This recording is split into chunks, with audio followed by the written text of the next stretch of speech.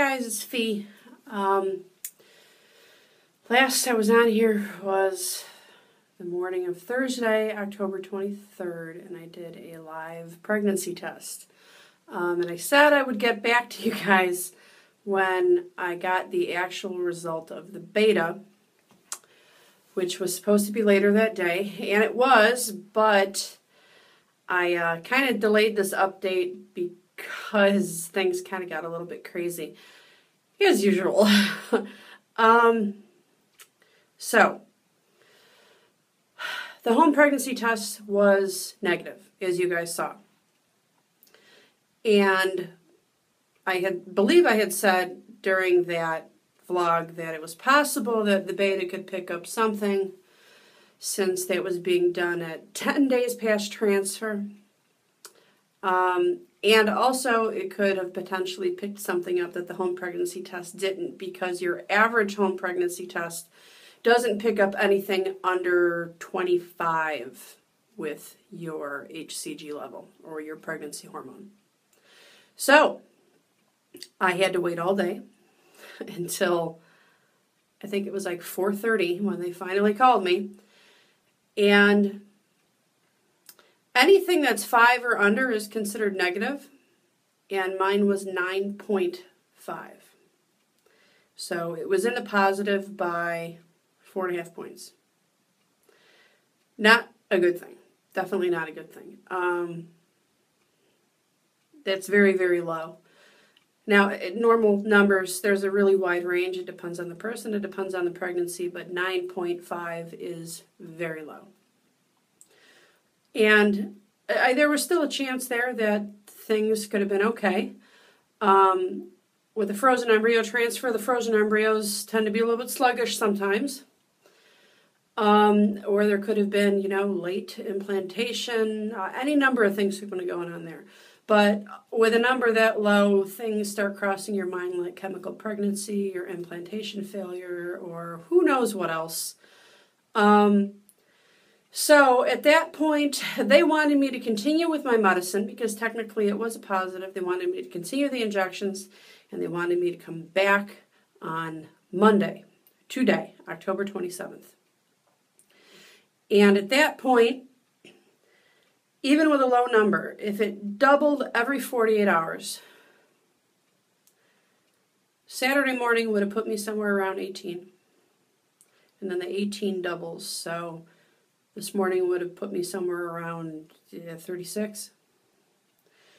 So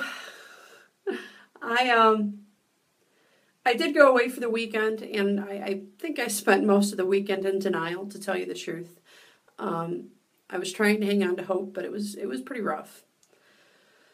So I kind of put it out of my mind, but I knew that more than likely I was going to want to retest for my own sanity, which is arguable, on Sunday morning, because if everything was doubling properly, that should have put me in range of the 25 requirement that most home pregnancy tests need to show a positive. So I did it Sunday morning, and again, it was negative. I used the same first response test that I did on Thursday morning, and I also used a cheapy strip from Amazon. I believe those are Wondafos. I don't remember the name. The cheapy strips. Because sometimes those tend to be more sensitive. And honestly, I did see something there, but I'm really not into the whole squinting game and trying to psychoanalyze the strip. For me, I kind of feel like either it's there or it's not. But, of course, the brain plays tricks.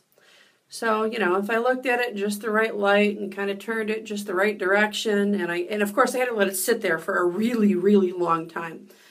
You put all that together, and I was like, well, maybe there's something there. It's enough to drive a person crazy. I probably shouldn't have done that, but I did. So in my mind, really, both of those were negative. So I went today, and again, they made me wait until 4:30 to call me back. I had someone tell me that once you get to this point, you should have like a pass where you can stand next to the lab guy and just wait for the response. Well, some of us wish that existed. Anyhow, I'm trying to make light of this because I'm really not okay, guys. It dropped. My HCG dropped from 9.5 to 1.2. So I am technically negative. This is a bus. They are calling this implantation failure. Any number of things can cause that. The most common one is weak embryos. But I have MTHFR, so my lining and implantation is an issue in the first place. Plus the natural killer cells. I mean, who knows what those guys are doing.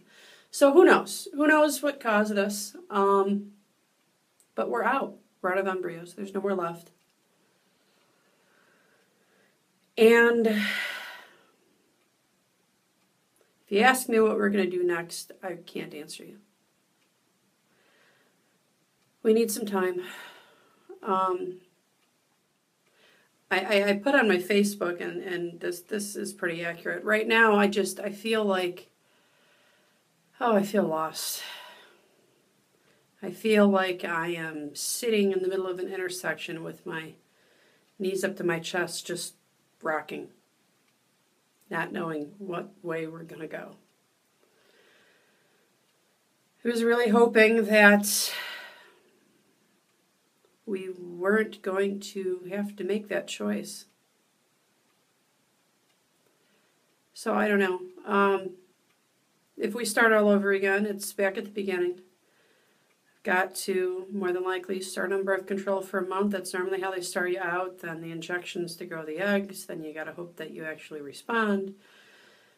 Then you got to hope that your eggs are okay and that they actually get a few out of you during the retrieval. Then you got to hope that they fertilize and that they grow for 5 days. I'm 36, and once you hit that area of life, things change rapidly. The last time they took eggs out of me was at the beginning of this year, and we've been working on Frosties all year long. We were very lucky. But now, who knows what's going on in there? I hope my eggs are good. I hope I'm not one of the many people out there where the quality drops like a brick when you hit a certain age. No way to know. So we got to get over all those hurdles again. And more than likely, if we go forward and try this again from scratch, they're going to recommend PGD, which is pre-implantation genetic diagnosis. Essentially, I believe it's at day 5 of growth. So once you get to that point, they take one cell out of each embryo and they test it for all kinds of chromosomal abnormalities. Survival of the fittest with that one. They all automatically go into a freeze, so you don't get a fresh transfer. So it gets even more drawn out because of the PGD. It takes a while to get those back, and embryos really can't survive more than 5 days, essentially in the petri dish. And you wait for those tests to come back, and they tell you if there's any good ones, and if there are, they tell you which ones and how many you got that are left. More than likely, you're probably going to lose some. Very rare for all of them to be good, though it does happen.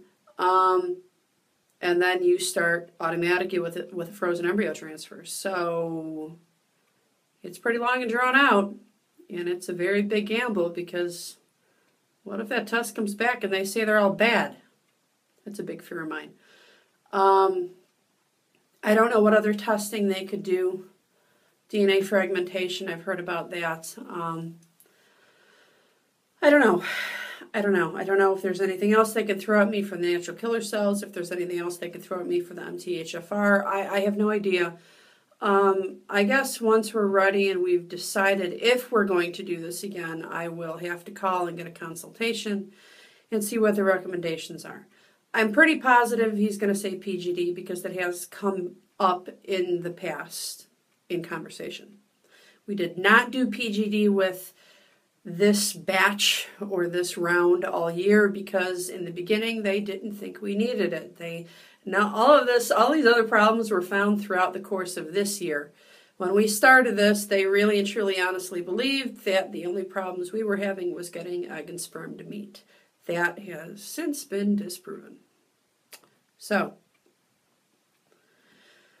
that's it. That's all I got, guys. As soon as we decide what the heck we're going to do, I will do some kind of update. I don't know when that will be.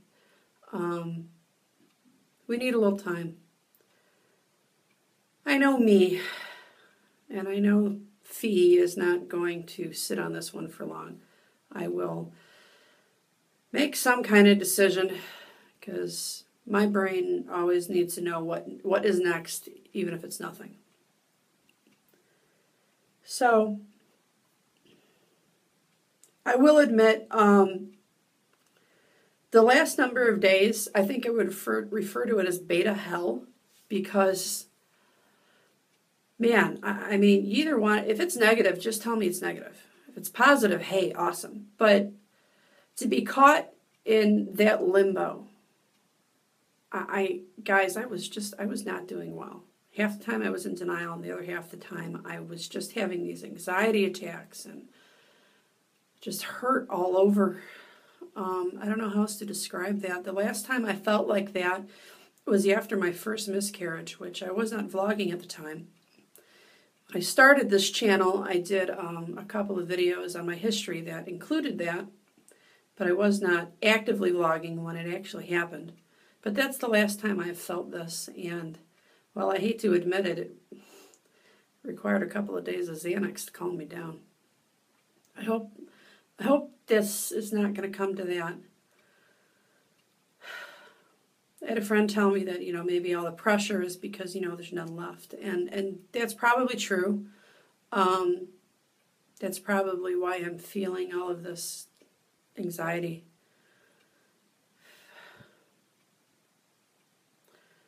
Hopefully I just need a little time. But that's it, guys. Before I go, thank you for all of your prayers and your support and your comments. You guys are amazing. I really, really appreciate that.